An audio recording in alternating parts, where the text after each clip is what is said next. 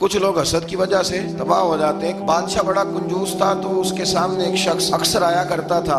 तो किसी ने उससे कहा कि बादशाह से इनाम वसूल करो। उसने कहा ये बड़ा कंजूस है, पर चलो अल्लाह ने मुझे भी बड़ा ज़हन दिया, इनाम ले ही लेते हैं। तो कहने लगा बादशाह का भी इनाम ही दे दिया कर। बादशाह कहने लगा पहले मेरे सवाल का जवाब दे, फिर इनाम दूंगा। बादशाह कहने लगा मुझे मेरे हाथ की हथेलियां, इनमें बाल क्यों नहीं? उसने भी फिर कमाल ही जवाब दिया।